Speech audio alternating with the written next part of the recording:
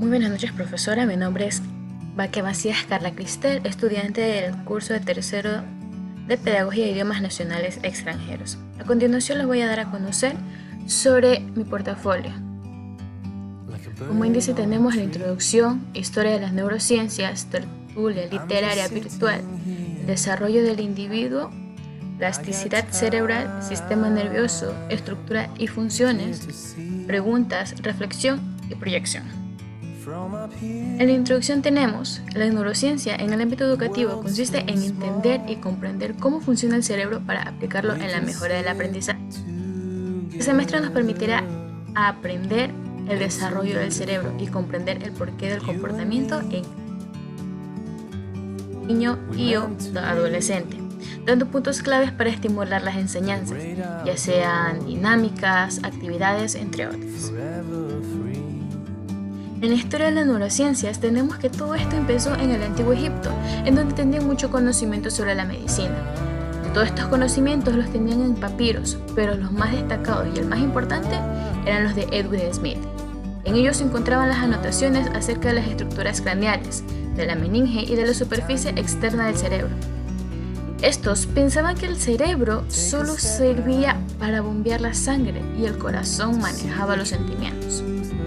Pero en cambio Aristóteles también tenía el mismo pensamiento que los egipcios, es decir, que el corazón era el órgano más importante, hasta que Hipócrates estudió con exactitud su funcionamiento comparando el cerebro entre un cerebro sano y uno de un enfermo.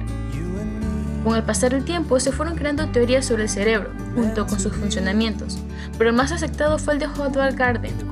Este plantea la teoría de la inteligencia múltiple, es decir, que no todos somos inteligentes de la misma manera.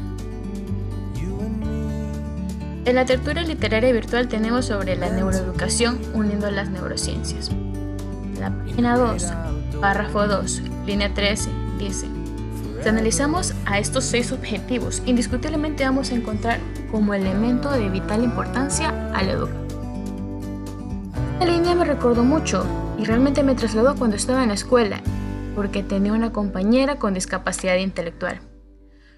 Todos los docentes que nos dieron clases a ella no le enseñaban nada, simplemente la pasaban de año, hasta que en sexto de educación básica, una nueva profesora tuvo la tutoría del curso en el que estaba y se percató de la condición de mi compañera e hizo lo que ninguno de los docentes pudo hacer: enseñarle a leer y escribir. Mientras la profesora nos impartía la clase acorde con nuestra edad, a mi compañera la tenía en otro tipo de actividades, ya sean planes de letras, sumando o restando. Como siguiente punto también tenemos el desarrollo del individuo. En este de aquí podemos clasificarlo en 3, lo que adquirimos en el medio ambiente y las emociones. En lo que adquirimos están lo que es los genes y en el entorno. En los genes se puede decir que es sobre los padres o lo que heredamos sobre los padres o sobre nuestros tíos o abuelos, ya sea aspecto físico, el color del cabello, el color de los ojos, la piel, el temperamento y la altura. Pero en cambio en el entorno lo que adquirimos o lo que obtenemos es la personalidad, el peso, los modales o la cultura. Es decir, aprendemos o nos acoplamos a lo que nos rodea. En el medio ambiente también tenemos lo que es el desarrollo y la potenciación de habilidades, es decir, las nuevas experiencias. Pongamos de ejemplo que hay un grupo de chicos que están de campamento y ninguno de ellos tiene la experiencia de cómo hacer alguna fogata o cómo armar un camping, una tienda. Entonces entre ellos se ponen a indagar y quieren experiencia de cómo poder armarlo. También tenemos lo que es el aumento de capacidad cerebral, es decir, el aprendizaje continuo, ya sea mediante lecturas en el colegio, en la escuela o también en internet.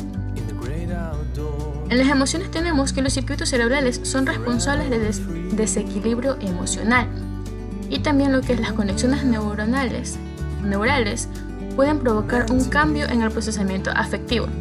Entre estos tenemos lo que es la serenidad, empatía, ciencia y bienestar. Plasticidad cerebral. La plasticidad cerebral se refiere a la capacidad del sistema nervioso para cambiar su estructura y su funcionamiento a lo largo de su vida.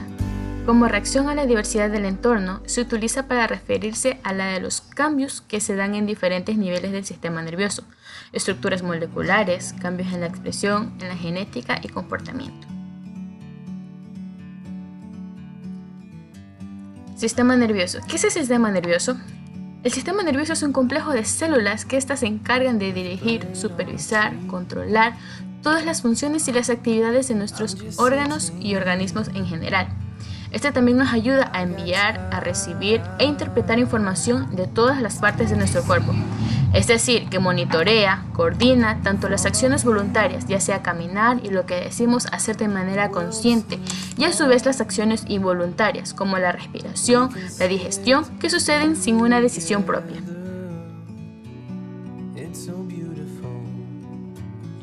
Del sistema nervioso destacamos lo que es el cerebro y estructuras con sus funciones. El cerebro se encarga de las funciones vitales, tales como respirar, y gracias a este órgano podemos pensar, razonar, sentir y ser.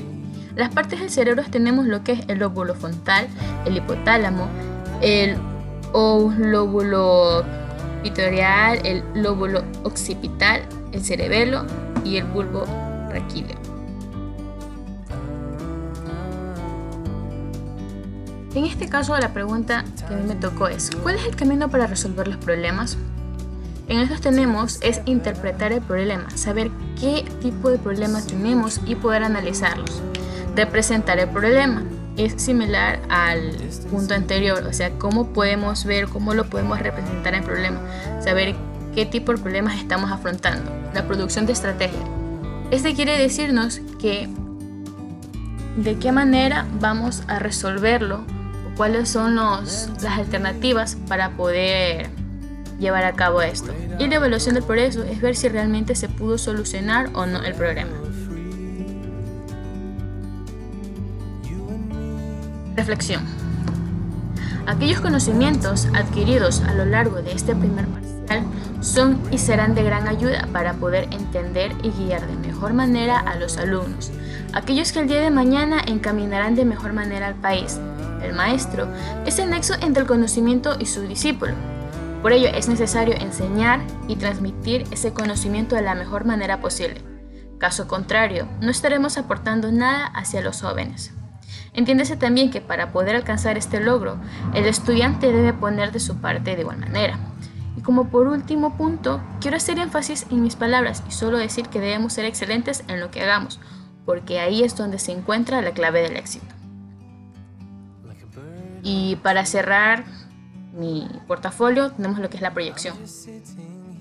Dice así: para el futuro como docente, planteo ejecutar cada uno de mis conocimientos aprendidos, tanto dentro como fuera del aula de clases.